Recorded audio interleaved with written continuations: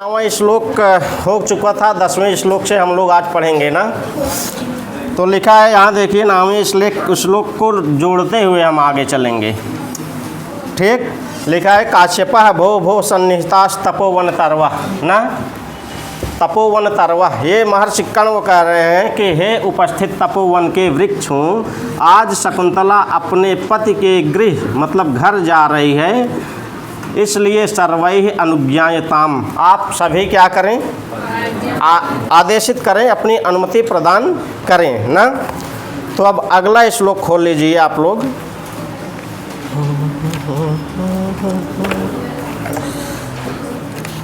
इस लाइन को हम 9वें श्लोक की जो अंतिम लाइन है, सेयम याति शकुंतला पतिगृहं सर्वैरनुज्ञायताम, यहाँ से हम जोड़ते हैं अगले वाले श्लोक को। ठीक, तो देखिए अगला श्लोक आपका 10 नंबर का है। लिखा है कोकिल रवम सूचयित्वा ना, कोकिल की आवाज़ में सूचना प्राप्त हो रही है यहाँ पे ना। तो पढ़िए, अनुमत गमना शकुंतला तरुभिर्यं वनवास बंधुभिः परभृत विरुतं कलं यथा प्रतिवचने कृतमेभिरीदृशम्। ऊपर की लाइन देखिए, लिखा है अनुमत गमना शकुंतला तरुभिः इयं वनवास बंधुभिः। 2 लाइन देखिएगा ऊपर के, लिखा है क्या, यहाँ से दूसरी लाइन से अर्थ हम लोग करेंगे। लिखा है इयम, दूसरी लाइन में लिखा है इयम ना, यह कहाँ का रूप है, इसका मूल प्रातिपदिक क्या है, पुल्लिंग है कि स्त्रीलिंग, इससे किसका बोध हो रहा है यहाँ पे। तो दूसरी लाइन में लिखा है इयम, पहली लाइन में लिखा है शकुंतला ना, इयम शकुंतला, यहीं से आपका अर्थ बन जाएगा इयम शकुंतला, इस शकुंतला को ना। देखिए दूसरी लाइन में लिखा है वनवास बंधुभिः ना, वनवास मतलब जो वन में निवास करने वाले हैं, जो वनवासी हैं, और बंधु भी मतलब जो बंधु बांधव हैं। तो उस कण्व के आश्रम में वहाँ के जो पेड़ पौधे वृक्ष मृग ये सब इत्यादि हैं, ये शकुंतला के बंधु बांधव हैं ना। तो वहाँ बंधु भी लिखा है वनवास, जो वन में निवास करने वाले हैं, जो वन के निवासी हैं, और जो इस शकुंतला के बंधु बांधव हैं। आगे लिखा है तरुभि, ऐसे वृक्षों के द्वारा ना। तो वनवास बंधु भी ऐसे तरुभि, ये तरुभि का विशेषण हुआ ना। तो जो वन में निवास करने वाले हैं ऐसे वृक्ष, और जो शकुंतला के बंधु बांधव हैं ऐसे वृक्ष, ऐसे वृक्षों के द्वारा क्या लिखा है, ऊपर की पहली लाइन में लिखा है अनुमत, मतलब अनुमति प्रदान कर दी गई है। अनुमत पद का क्या अर्थ है, अनुमति दे दी गई है, आज्ञा दे दिया गया है। किस चीज़ की आज्ञा दे दी गई है, लिखा है गमना, जाने की ना। तो इयम शकुंतला, इस शकुंतला को वनवास बंधु भी, तपोवन के निवासी बंधु तुल्य तरुभि वृक्षों के द्वारा अनुमत गमना, जाने की अनुमति प्रदान कर दी गई है। अर्थ बन गया ना। यहाँ अनुमत में प्रकृत प्रत्यय क्या है, अन उपसर्ग पूर्वक मन धातु से ता प्रत्यय है। ठीक, तो अनुमत गमना कौन हुआ यहाँ, शकुंतला। ठीक, जाने की अनुमति किसको प्रदान कर दी गई है, शकुंतला को। किसके द्वारा कर दी गई है, वनवास बंधु भी ऐसे तरुभि, ऐसे तरुभि मतलब वृक्षों के द्वारा। ठीक, तो यहाँ देखिए क्या पेड़ पौधे बोल सकते हैं क्या, नहीं बोल सकते हैं ना। तो उन वृक्षों के ऊपर डालियों पर बैठी हुई जो कोयल बैठे हुए हैं, उन कोयलों की आवाज़ से ऐसा लग रहा है जैसे ये यहाँ के पेड़ पौधे शकुंतला को जाने की अनुमति दे दिए हैं ना। 2 लाइन का अर्थ बन गया। तो लिखा है अनुमत गमना शकुंतला तरुभिः इयम वनवास बंधुभिः, इयम शकुंतला, इस शकुंतला को वनवास बंधुभिः, जो वन में निवास करने वाले हैं ऐसे वृक्षों के द्वारा, और जो शकुंतला के बंधु बांधव हैं ऐसे वृक्षों के द्वारा अनुमत गमना, अनुमति प्रदान कर दी गई है शकुंतला को अपने पति के घर जाने की। ठीक, अर्थ बन गया। अब आइए दूसरी लाइन, तीसरी लाइन में लिखा है परभृत विरुतम कलम यथा प्रतिवचने कृतम एभिः ईदृशम। शब्द टूट गया, अंतिम लाइन बहुत जरूरी है, तोड़ना है। लिखा है प्रतिवचनी कृतम एभि ईदृशम। एभि ये कहाँ का रूप है? एभि पद से यहाँ किसका बोध हो रहा है? वृक्षों का ना। एभि इन वृक्षों के द्वारा। अरे भाई जब उसमें शकुंतला इसके पहले वाले श्लोक में कहे ना भो भो सन्निहिता तपोवन तरवा, यहाँ के हे उपस्थित सभी तपोवन के वृक्षों सर्वै अनुज्ञायताम, आप सब लोग अनुमति प्रदान करें शकुंतला को अपने पति के घर जाने की ना। तो यही यहाँ लिखा है ईदृशम, ये भी इन वृक्षों के द्वारा, ईदृशम इस प्रकार से प्रतिवचनी कृतम मतलब प्रत्युत्तर दिया गया। महर्षि कण्व जब कह रहे हैं कि सर्वैः अनुज्ञायताम, आप सब लोग अनुमति प्रदान करिए, तो ये भी इन वृक्षों के द्वारा ईदृशम इस प्रकार से प्रतिवचनी कृतम प्रतिवचनीकृत कर दिया गया। महर्षि कण्व का प्रत्युत्तर दिया गया, उनका जवाब दिया गया। ठीक, तो अंतिम लाइन की अर्थ बन गई ना। ये भी ये तरभी का विशेषण है। ये भी तरभी इन वृक्षों के द्वारा ईदृशम इस प्रकार से प्रतिवचनी कृतम उनका प्रत्युत्तर दिया गया। ठीक, कैसे? तीसरी लाइन में देखिए लिखा है परभृत विरुतम कलम यथा ना। यथा, यथा मतलब क्योंकि कलम, कलम पद का अर्थ क्या है? मधुर ना। आगे लिखा है परभृत विरुतम, ये परभृत का अर्थ पूछा जाता है कोयल, और विरुतम मतलब क्या है? ध्वनि, ध्वनि आवाज ना। तो लिखा है यथा, पीछे से अर्थ लीजिए यथा, क्योंकि कलम मधुर परभृत विरुतम कोयल की ध्वनि को ये भी इन वृक्षों ने ईदृशम इस प्रकार से प्रतिवचनी कृतम अपने प्रत्युत्तर के रूप में प्रस्तुत किया ना। कोयल की मधुर ध्वनि को इन वृक्षों ने इस प्रकार से अपने प्रत्युत्तर के रूप में प्रस्तुत किया। बन गए अर्थ सबसे।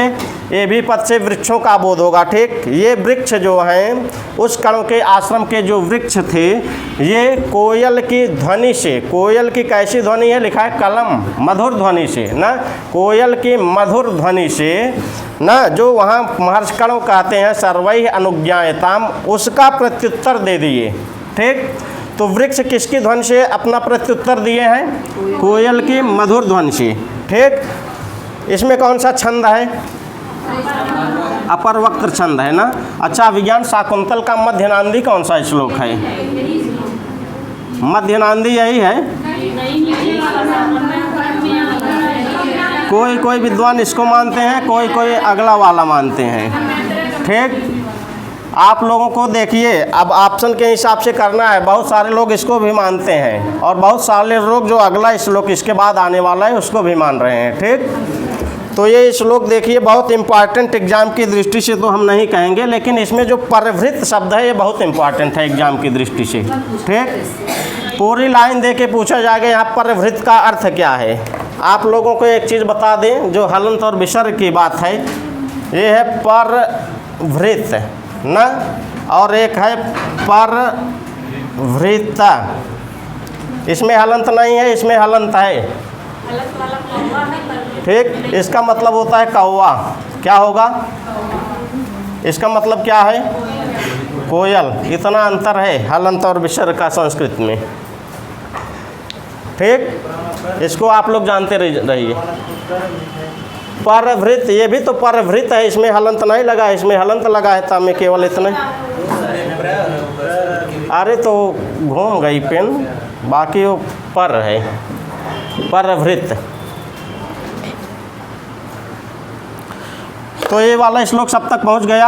यहाँ अनुमत गमना किसे कहा गया? शकुंतला को। शकुंतला को अनुमति प्रदान की गई है किसके द्वारा? वृक्ष के द्वारा। वृक्ष किस आवाज़ में शकुंतला को प्रतिगृह?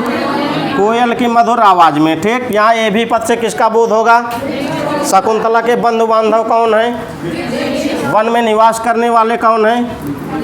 ऐसे प्रश्न बनेगा। ठीक, अब इसी को संस्कृत में कन्वर्ट कर देगा बस। इसमें अपर वक्र नामक छंद है। ठीक, आइए अगला श्लोक देखते हैं हम लोग। लिखा है आकाशे। आकाशे मतलब आकाशवाणी हो रही है ना। इसके पहले भी कहीं आकाशवाणी हुई थी क्या? कहाँ? ना। कौन सा श्लोक था? श्लोक कौन सा था वहाँ? दुष्यन्ते न हितं तेजो दधानां भूतये भुवः अवेहितनयां ब्रह्मन् अग्निगर्भां समीमेव। देखिए हम लोग इतनी बार एक एक श्लोक को बोल दे रहे हैं, आपको आपके दिमाग घुस जाना चाहिए। आपको याद केवल इसलिए नहीं हो रहा है कि आप वाचन नहीं कर रहे हैं, बस वाचन बार बार करिए। वाचन करने में हमें लग रहा है 7-8 श्लोक 10 श्लोक जितना पढ़ाया गया है, हमें लग रहा है 1 मिनट नहीं लगेगा अगर वाचन की दृष्टि से पढ़ेंगे। ठीक, रोज़ एक बार पढ़िए पूरे शब्द रूप, धातु रूप, पूरे सर्वनाम रूप और पूरे श्लोक जितना आपके सिलेबस में है ना। आजकल तो सब सप्तगंगम वाचन के लिए तो गुरु जी निकाले हैं, तो सप्तगंगम सामने रखिए, उसको वाचन करते चले जाइए। मुश्किल 10-15 मिनट में सारा काम हो जाएगा।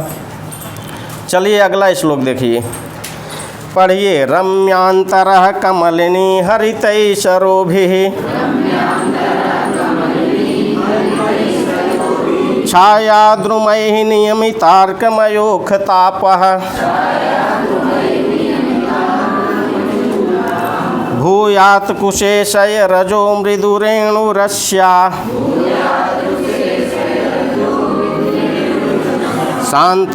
शान्तानुकूलपवनश्च शिवश्च पंथाः।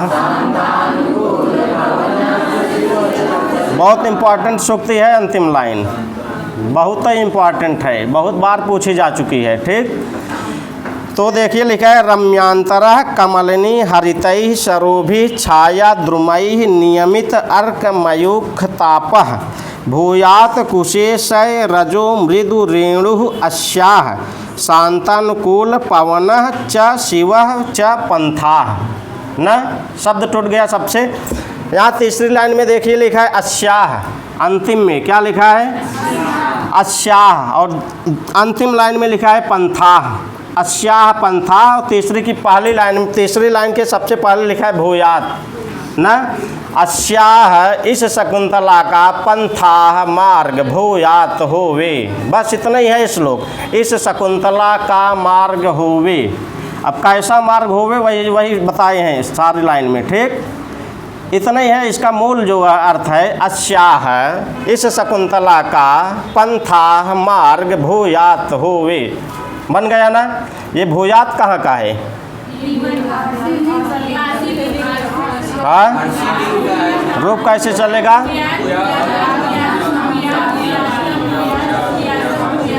तो ये बहुत इम्पोर्टेंट है, आश्रय लिंग खूब पूछा जा रहा है। यहाँ पूछ लेगा भूयात् पद ये कहाँ का है, किस लकार का है, किस वचन का है। ठीक, किस पुरुष के वचन का है। तो अस्याः ये कहाँ का रूप है? षष्ठी विभक्ति एक वचन। नीचे लिखा है जो पंथा है, ये कहाँ का रूप है? रूप कैसे चलेगा? आगे द्वितीय विभक्ति बहुवचन बहुत इंपॉर्टेंट है। आपको ऑप्शन ऐसे बनाएगा, इसका मूल प्रातिपदिक क्या है? आपका मूल प्रातिपदिक है पथिन, ना में है हलंत ना। पूछेगा पथिन शब्द का तो सबसे पहले रूप बताएगा ना पथिन, दूसरा बनाएगा पथः, तीसरा बनाएगा पंथाः। ठीक, और एक कोई बना देगा। तो इसमें वो पूछेगा प्रथमा विभक्ति एक वचन का रूप क्या है? पंथा है ना। ऑप्शन थोड़ा सा फंसाऊ लगेगा जो ध्यान से नहीं पढ़ा होगा। ठीक, पथिनः पथः पंथाः, तो ये दोनों इम्पॉर्टेंट हैं, याद करने लायक हैं। ये प्रथमा विभक्ति एक वचन का है, ये द्वितीय विभक्ति बहुवचन का है ना। तो चलिए लिखा है यहाँ देखिए तीसरी लाइन में अस्याः। अरे तो यहाँ दिए हैं वो, हाँ ये वाला नहीं बता रहे हैं, ये और ये वाला दोनों अभी हम दूसरा और उसका बताए हैं ना। तो ये प्रथमा विभक्ति एक वचन का है, पंथा पंथानौ पंथानः पंथानम पंथानौ पथः, ऐसे रूप चलेगा। तो ये दोनों बहुत इंपॉर्टेंट रूप हैं, हो सकता है हम लोग टेस्ट में पूछ दें। आप लोग तैयार रहिएगा यहाँ से। हाँ हाँ विसर्ग रहेगा। देखिए आइए लाइन में आइए। लिखा है भूयात कुशेशय रजो मृदु रेणु अस्याह शांतानुकूल पवन शिव च पंथा न। अस्याह पंथा, अस्याह पद से किसका बोध हुआ? शकुंतला का। कह रहे हैं क्या? आकाशवाणी हो रही है। अस्याह शकुंतला, या इस शकुंतला का पंथा जो मार्ग है वह क्या हो? भूयात होवे ना। कैसा होवे? तो अब इसमें जोड़ दीजिए, लिखा है शिव। अस्याह शकुंतलाया, इस शकुंतला का पंथा जो मार्ग है शिव भूयात, वह कल्याणकारी होवे। आकाशवाणी हो रही है, आशीर्वाद दिया जा रहा है। ठीक, तो अस्याह पंथा, इस शकुंतला का मार्ग शिव भूयात, कल्याणकारी होवे। ठीक, आगे एक विशेषण और दिए हैं, शांतानुकूल पवन, शांत अनुकूल पवन न। लिखा है, यहाँ से जोड़िए, अस्याह शकुंतलाया, इस शकुंतला का पंथा मार्ग शांत अनुकूल पवन, शांत और अनुकूल वायु वाला भूयात होवे। बन गया अर्थ ना? शांत और सुखद वायु वाला होवे। क्या? शांतानुकूल पवन क्या? पंथा। शांतानुकूल पवन पंथा, शांत और अनुकूल वायु वाला होवे। कौन? मार्ग। ठीक, और शिवा, शिवा क्या? पंथा न, कल्याणकारी होवे। क्या? मार्ग। किसका मार्ग? शकुंतला का मार्ग। अस्याह शकुंतलाया पंथा, इस शकुंतला का जो मार्ग है वह क्या? शांतानुकूल पवन और शिवा, शांत और सुखद वायु वाला होवे और कल्याणकारी होवे। ठीक, और तीसरी लाइन में देखिए, लिखा है कुशेशय रज मृदु रेणु ना। कुशेशय मतलब क्या होता है? कमल। और रज मतलब कर्ण, पराग ना। आगे क्या लिखा है? मृदु मतलब कोमल, रेणु मतलब धूल। तो इस शकुंतला का जो मार्ग है वह कुशेशय यानी कि कमल के पराग के समान कोमल धूलि वाला होवे ना। ये भी इसका विशेषण बन गया, कुशेशय रजो मृदु रेणु पंथा ना। तो कमल के समान, कमल के पराग के समान कोमल धूलि वाला क्या? पंथा भूयात ना, मार्ग होवे। किसका मार्ग? शकुंतला का मार्ग। दो लाइन सब तक पहुंच गई ना। तो सबके सब पंथा के विशेषण है। कुशेशय रजो मृदु रेणु ऐसा पंथा, शांतानुकूल पवन ऐसा पंथा, शिवा ऐसा पंथा भूयात, ऐसा मार्ग होवे। किसका? अच्छा, इस शकुंतला का। कोई दिक्कत? अब ऊपर की लाइन में आ जाइए, लिखा है रम्यांतरः कमलिनी हरितैः सरोभिः न। लिखा है रम्यांतरः। यहाँ देखिए दो शब्द लिखा है, एक तो लिखा है रम्य और एक लिखा है अंतरः। दो शब्द है, उसमें संधि हुई है। ठीक, अंतरः मतलब मध्य भाग होता है। ठीक, मध्य भाग। रम्य मतलब होता है रमणीय, जिसका मध्य भाग अत्यंत रमणीय है, ऐसा मार्ग। ठीक, तो देखिए लिखा है रम्यांतरः कमलिनी हरितैः सरोभिः, मतलब यहाँ से अर्थ ले लीजिए कमलिनी हरितैः, कमलियों के द्वारा जो हरा भरा है ना, कमलिनी हरितैः। अच्छा, सरोवर में होता क्या है? तो वही कह रहे हैं, कमलिनियों के द्वारा जो हरितैः हरा भरा है, ऐसे सरोभिः सरोवरों से रम्यांतर, जिसका मध्य भाग अत्यंत रमणीय है, ऐसा क्या? पंथा ना। यही है, कमलिनियों के द्वारा हरे भरे सरोवरों से जिसका मध्य भाग अत्यंत रमणीय है, ऐसा क्या? पंथा, ऐसा मार्ग उस शकुंतला का होवे। ये आकाशवाणी हो रही है। ठीक, आकाशवाणी हो रही कि जो शकुंतला का मार्ग है वह कमलिनियों के द्वारा हरे भरे सरोवरों से क्या हो? उसका मध्य भाग अत्यंत रमणीय हो ना। अब इसके नीचे वाली लाइन में आइए, लिखा है छाया द्रुमैः, छाया द्रुमैः नियमित अर्कमयूख तापः। द्रुम मतलब क्या होता है? वृक्ष। अर्थ पूछे जाने लायक है। द्रुम पद का यहाँ क्या अर्थ है? तो वृक्ष। लिखा है क्या? छाया द्रुमैः, छायादार वृक्षों के द्वारा ना, छाया द्रुमैः छायादार वृक्षों के द्वारा। आगे लिखा है अर्कमयूख तापः ना। अर्क मतलब सूर्य, मयूख मतलब किरणें, तापः मतलब ताप, गर्मी ना, और नियमित मतलब नियमित कर दिया गया है, अर्थात रोक दिया गया है। तो लिखा है छायाद्रुमयी, छायादार वृक्षों के द्वारा अर्कमयुक्ताप, जिसमें सूर्य की किरणों का ताप, सूर्य की किरणों की गर्मी नियमित मीन्स रोक दिया गया है, ऐसा मार्ग भूयात न, ऐसा पंथा भूयात, ऐसा मार्ग शकुंतला का होवे। ठीक, कोई दिक्कत। छायादार वृक्षों के द्वारा सूर्य के किरणों की गर्मी को जिसमें रोक दिया गया है, नियमित कर दिया गया है, ऐसा पंथा भूयात, ऐसा शकुंतला का मार्ग होवे। बन गया अर्थ ना, एक लाइन हो गई ना, चारों लाइन का अर्थ हो गया।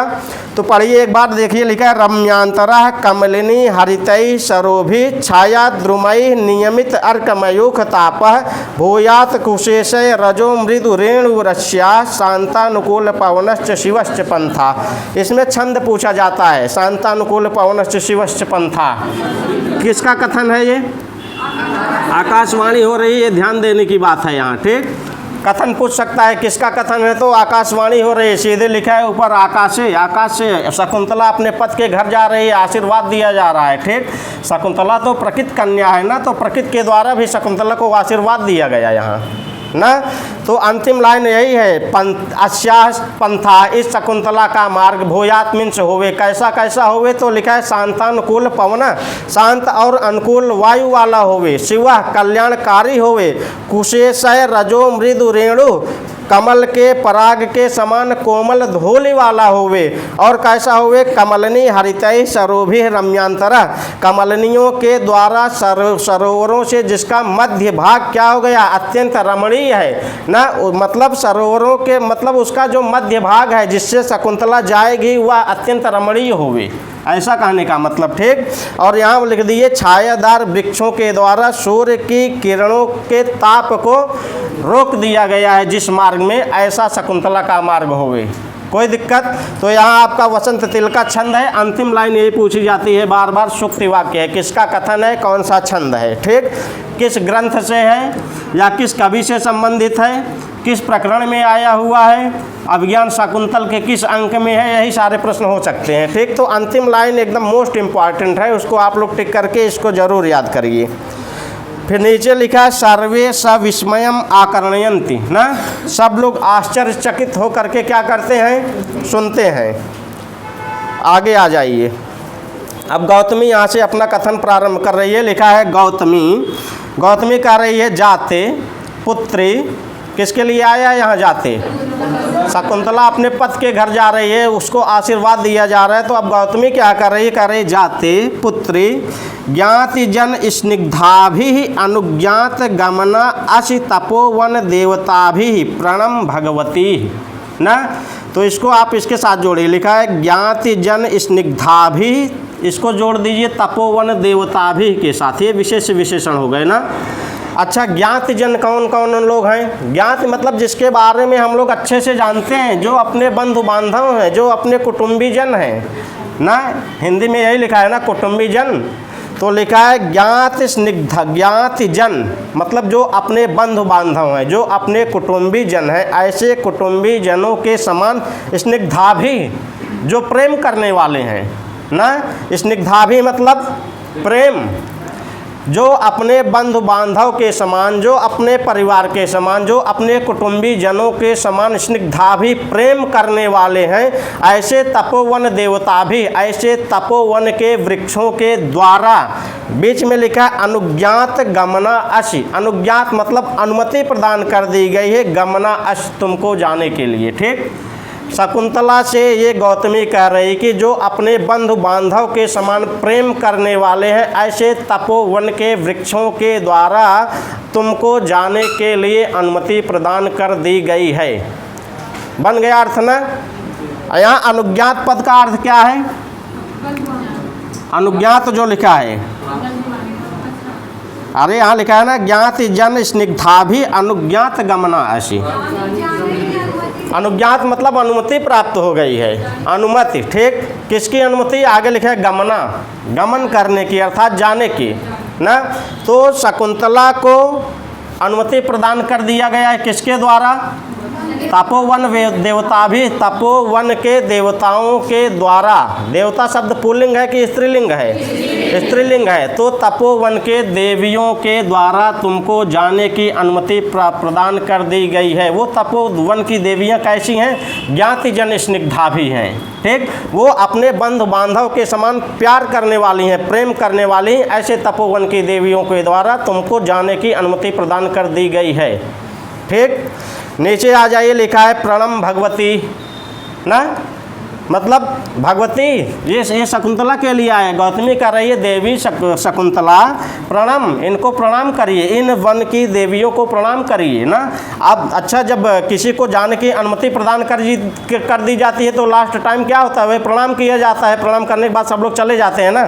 तो यही यहाँ गौतमी कर रही है। ये भी सूक्ति वाक्य हैं, दोनों लाइन सूक्ति वाक्य है। एक तो प्रणम भगवती, इतने भी सूक्ति वाक्य है, बाकी पहली लाइन भी सूक्ति वाक्य है। तो ये गौतमी शकुंतला से कह रही है भगवती देवी प्रणाम करिए, इनको, इन वन के देवियों को प्रणाम कीजिए, ठीक। ये प्रणाम रूप कहाँ का है?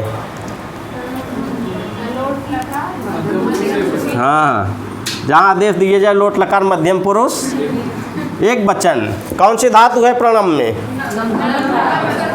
तो नोम धातु का जब लोट लकार में रूप चलाएंगे बनेगा प्रणम। लोट लकार मध्यम पुरुष एक वचन ना। प्रणाम कीजिए, आदेश दे रही है। कौन दे रही है आदेश?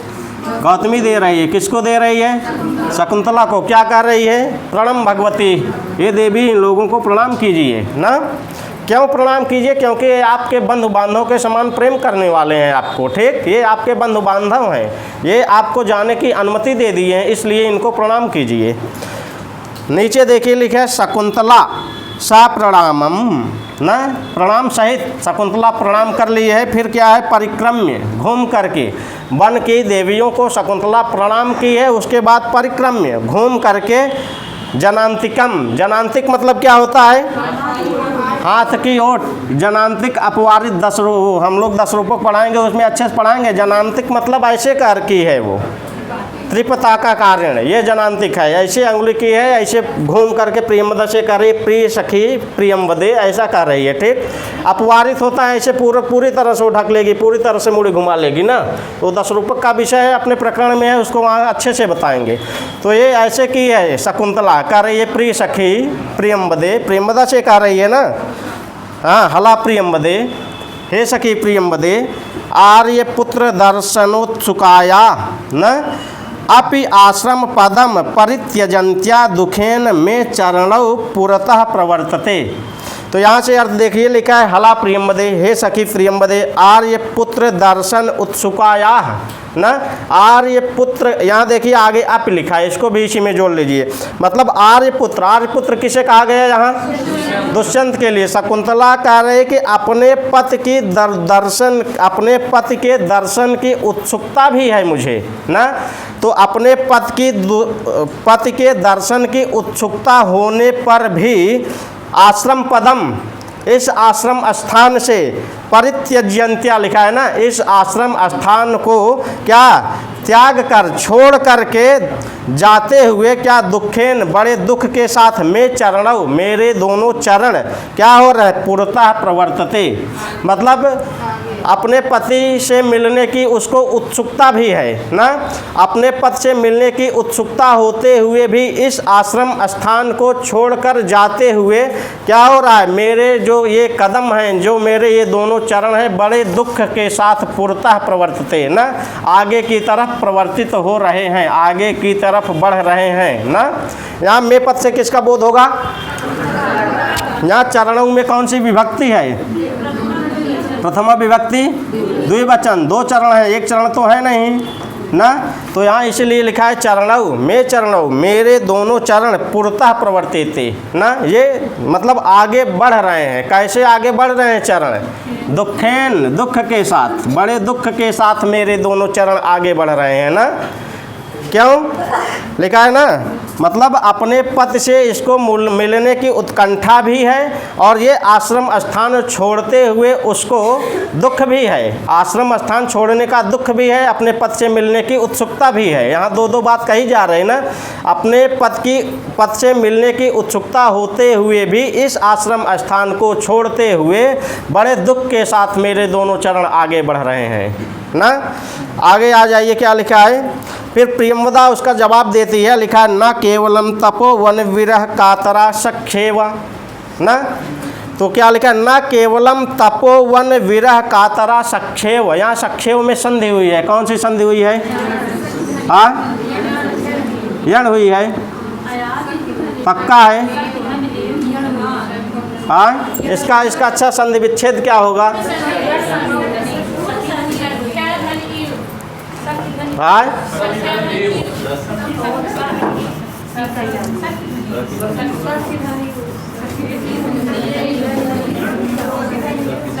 सखी का रूप किसको किसको याद है?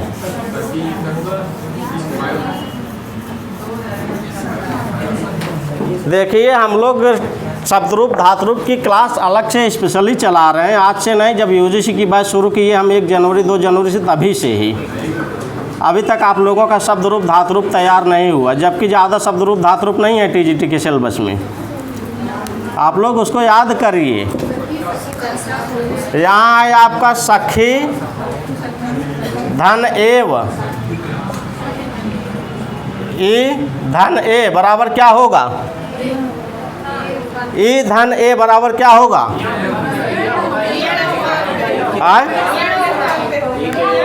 बताइए।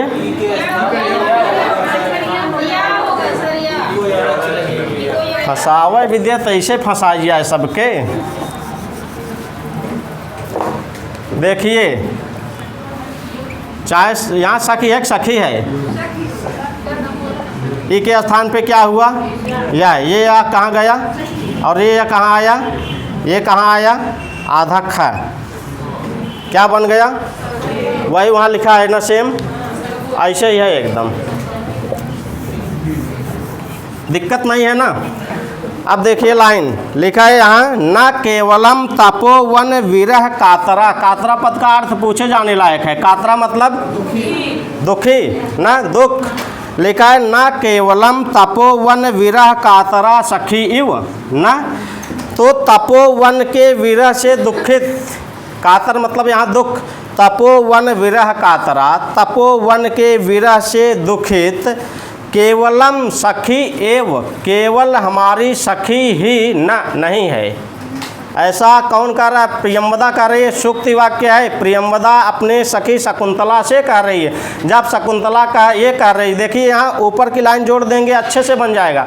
इधर शकुंतला को अपने पति से मिलने की उत्कंठा भी है और ये आश्रम स्थान छोड़ते हुए उसको उसके दुख बड़े दुख के साथ उसके दोनों चरण आगे बढ़ रहे हैं। तब प्रियंवदा इस शकुंतला का जवाब दे रही कि सखी तपोवन विरह कातरा, तपोवन के विरह से दुखित न केवलम सखी एव, केवल हमारी सखी ही, आगे लिखा है ना, नहीं है ना।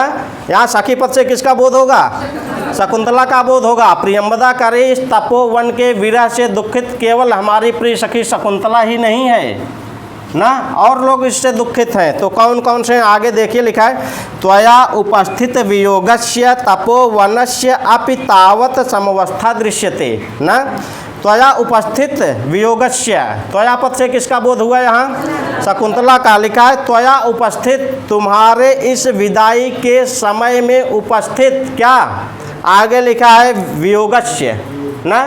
तो तुम्हारे इस विदाई के समय में उपस्थित जो वियोग है, इस वियोग से आगे क्या लिखे? तपोवनस्य अपि, तपोवन की भी, तावत मीन्स वही, समवस्था समान अवस्था दृश्यते दिखाई पड़ रही है ना। प्रियंवदा इसका एक सटीक बहुत अच्छे से जवाब दी है कि मतलब हमारी प्रिय सखी ही इस क्या तपोवन के विरह से दुखित नहीं है, तपोवन की भी वही समान अवस्था दिखाई दे रही, जो आपकी अवस्था है वही हमारे तपोवन के वृक्षों के भी है। ऐसा या तपोवन के उसमें जो जो भी निवास करने वाले हैं, चाहे वो मृग हों, चाहे हरणियाँ हों, चाहे मयूर हों, चाहे कुछ भी हो ना, सबके सब आपके समान ही दुखी हैं। कोई दिक्कत लाइन शब्द ये सूक्ति वाक्य है, न केवलम तपोवन विरह कातरा सख्ये। और ऊपर की भी लाइन ज्ञात जन स्निग्धा भी अनुज्ञात गमनाश तपोवन देवता भी प्रणम भगवती, ये सब सूक्ति वाक्य हैं आपका। ये भी आपका बहुत इंपॉर्टेंट सूक्ति वाक्य है। आर्यपुत्र दर्शन उत्सुकाया अपि आश्रम पदम परित्यजंत्या दुखेन में चरणों पुरता प्रवर्ते, ये भी सूक्ति वाक्य है आपकी। ठीक, तो अब नीचे आ जाइए। प्रियंवदा जब कह रही है कि मेरी सखी ही इस तपोवन के विरह से दुखित नहीं है, यहाँ के जो मतलब आपके विदाई के समय उपस्थित वियोग जो है, इस वियोग से हमारे मतलब इस वियोग से इस तपोवन की भी वही समान अवस्था दिखाई पड़ रही है। तो कैसे तपोवन की समान अवस्था दिखाई पड़ रही है, तो इस श्लोक में बता रही है प्रियंवदा। देखिए अगला श्लोक खोल लीजिए आप लोग, यहाँ लिखा है, पढ़िए। आर्य छंद है इसमें। उद्गलित दर्भ कवला मृग्यः परित्यक्त नर्तना मयूरा अपसृत पांडुपत्रा मुंचन्त्य श्रुणीव लता। देखिए एक एक शब्द देखिए, लिखा उद्गलित दर्भ कवला मृग्यः परित्यक्त नर्तना मयूरा अपसृत पांडुपत्रा मुंचति इव अश्रूणि या मुंचति अश्रूणि इव लता। यहाँ मुंचन्त्य अश्रूणि में संधि हो गई है, कौन सी संधि हुई है? और यहाँ अश्रूणिव में कौन सी संधि हुई है? अश्रूणि इव, दीर्घ संधि हुई है, अश्रूणि इव। इसमें दो दो संधियाँ इस वाक्य इस शब्द में देखो। यहाँ कहाँ गया? ये है मुंचन्ति अश्रूणि न अश्रूणि, इसमें यण संधि हुई है, अश्रूणि इव इसमें दीर्घ संधि हुई है ना। तो इसका अर्थ देखिए, यहाँ से आप लोग अर्थ करेंगे। लिखा है उद्गलित दर्भ कवला, पहली लाइन देखिए, वहाँ से प्रकरण जोड़ लीजिए। जो प्रियंवदा का वचन है, प्रियंवदा कह रहे हैं कि आपके समान इस तपोवन के लोग भी, इस तपोवन में रहने वाले जंतु वृक्ष पेड़ पौधे ये सब आपके समान ही दुखित हैं। कैसे दुखित हैं वही इसमें बता रही है। लिखा है उद्गलित दर्भ कवला मृग्यः न, मृग्यः मतलब मृग्यः मतलब हिरण की हरिणी क्या है वहाँ? ये पुल्लिंग है कि स्त्रीलिंग है? हाँ, किताब में तो यहाँ स्त्रीलिंग में लिखा हुआ है। ठीक, किताब में क्या लिखा है?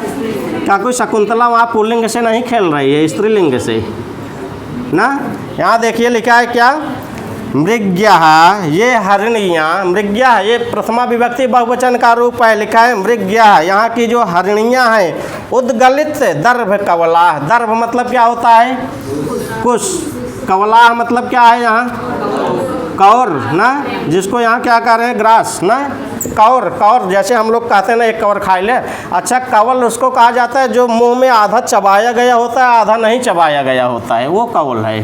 ठीक, तो यहाँ लिखा है क्या? मृग्यः हरिणिया उद्गलित दर्भ कवला, मतलब कुशों के आधे चबाए हुए, जो कुश है ना, दर्भ मतलब कुश, जो कुश आधे चबाए गए हैं, आधे नहीं चबाए गए हैं, ऐसे कवलों को उद्गलित उगल दी हैं ना। देखिए अगर जब कोई व्यक्ति ज़्यादा दुखी होता है, उसके मुंह में खाना रहता है, वो अंदर जाता है कि बाहर आ जाता है? बाहर आ जाता है ना। तो वही प्रियंवदा यहाँ कह रही है कि यहाँ के जो पेड़ पौधे हैं, जंतु हैं, प्राणी हैं, सबके सब दुखी हैं, सबकी वही समान अवस्था है। तो यहाँ जो यहाँ की हरिणियाँ हैं, जो मृग्या, जो यहाँ की हरिणियाँ हैं, ये क्या? दर्भ कवला उद्गलित, ये क्या? कुशों के कवलों को उगल दी हैं।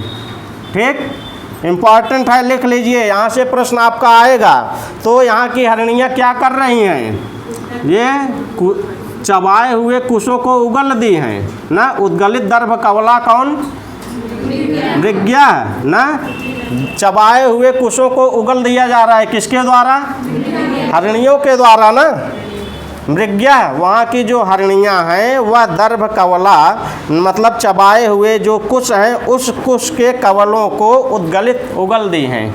और आगे क्या लिखा है, परित्यक्त नर्तना मयूराह। मयूराह कहाँ का है रूप, प्रथमा विभक्ति बहुवचन का। मयूराह पद का अर्थ क्या हुआ, उस आश्रम में जितने भी मोर हैं, जितने भी मयूर हैं, सब क्या कर दिए हैं, नर्तना परित्यक्त, नाचना छोड़ दिए हैं। दो चीज़ बता दिए, हरणियाँ क्या की हैं, वहाँ के कवलों को उगल दी हैं, ठीक, और मयूर क्या कर रहे हैं, नाचना छोड़ दिए हैं। सब लोग दुखी हैं कि नहीं हैं, ठीक। और नीचे देखिए लिखा क्या है, अपसृत पांडुपत्रा मुंचन्ति अश्रूणि इव लता ना। अपसृत मतलब क्या होता है, हाँ, अपसृत मतलब गिर रहे हैं, ठीक। अपसृत मतलब अपसृत हो रहे हैं, गिर रहे हैं। तो क्या गिर रहा है, देखिए, पांडुपत्रा, अपसृत पांडुपत्रा मुंचति अश्रूणि इव लता ना। तो यहाँ से अर्थ देखिए, अपसृत पांडुपत्रा, जिनके पत्ते गिर रहे हैं। अच्छा, पत्ते कैसे हैं, लिखा है पांडुपत्रा, जिनके पीले पीले पत्ते गिर रहे हैं, ऐसा अर्थ बन जाएगा ना। अपसृत पांडुपत्रा, जिनके पीले पीले पत्ते गिर रहे हैं, ऐसे क्या आगे लिखा है, लता, ऐसी लताएं ना। लताएं क्या कर रही हैं, अपने पीले पीले पत्ते को गिरा रही हैं ना। तो जब उस लताओं से पीले पीले पत्ते गिर रहे हैं तो कैसा लग रहा है, तो आगे देखिए लिखा है, इव अश्रूणि मुंचन्ति। इव मीन्स मानो, उत्प्रेक्षा अलंकार है, लाइन में लिख लीजिए, पूछा जाएगा, आर्या छंद उत्प्रेक्षा अलंकार। मानो वो लताएं पीले पीले गिरते हुए पत्तों से ऐसा लग रहा है जैसे वो क्या कर रहे हैं, अश्रूणि मुंचति, आंसुओं को बहा रही हैं, आंसुओं को छोड़ रही हैं ना। वहाँ की जो लताएं हैं वो लताएं पीले पीले पत्ते गिरा रही हैं, तो वो पीला पत्ता ऐसा लग रहा है जैसे मानो वो आंसू बहा रहे हैं ना। क्यों आंसू बहा रहे हैं, शकुंतला के वियोग में, क्योंकि शकुंतला से प्यार है ना वहाँ की सारी प्रकृति से। वहाँ के जितने भी पेड़ पौधे मृग जो भी कुछ हैं वहाँ उस आश्रम में, तो सबसे शकुंतला से प्रेम है। इसलिए वहाँ की जो लताएं हैं, शकुंतला सुबह सो करके उठती थी तो सबसे पहले वहाँ की लताओं को सींचने का काम करती थी ना। वहाँ हम लोग पढ़ के आए हैं ना, पातुम न प्रथमम व्यवस्यति जलम युष्मासु पीतेषुया ना। जो शकुंतला आप लोगों को जल पिलाए बिना ही खुद जल पीने का प्रयत्न तक नहीं करती थी, ऐसी लताएं मानो आंसुओं को अपने पीले पत्तों से ऐसा लग रहा है जैसे वो अपने आंसू बहा रही हों, ठीक, कोई दिक्कत। तो ये अंतिम लाइन भी बहुत इंपॉर्टेंट है। अलंकार अगर पूछेगा तो उत्प्रेक्षा अलंकार मारेंगे, ठीक। छंद पूछेगा तो क्या मारेंगे, कथन पूछेगा तो किसका मारेंगे, ठीक। यहाँ की हरणियाँ क्या करना छोड़ दी हैं, कवलों को ये उगल रही हैं, ठीक। आगे क्या लिखा है, मयूर क्या करना छोड़ दिए हैं, नाचना छोड़ दिए हैं। यहाँ की लताएं क्या कर रहे हैं, लताएं पीले पीले पत्ते गिरा रही हैं, तो ऐसा लग रहा है मानो वो अपने आंसू बहा रही हों। क्यों बहा रही हैं, शकुंतला के जाने के वियोग से, शकुंतला के अपने पति के घर जाने के दुख से। कोई दिक्कत। बस आज यहीं तक हम लोग पढ़ेंगे, उसके आगे कल पढ़ेंगे, ठीक। प्रवक्ता की क्लास चलेगी और कल आप लोग टाइम से थोड़ा आइए और टाइम से क्लास चलेगी। 9 बजे के बाद हम पढ़ाएंगे नहीं TGT, 9 बजे के बाद प्रवक्ता की क्लास चलेगी। हाँ, अलंकार देखिए पूरे श्लोक में 7-8 अलंकार गिना दिए हैं, इसलिए वहाँ अलंकार पूछे जाने की संभावना बहुत कम है। वहाँ आपका छंद पूछ लिया जाएगा, किसका कथन है, किस ग्रंथ की सूक्ति है।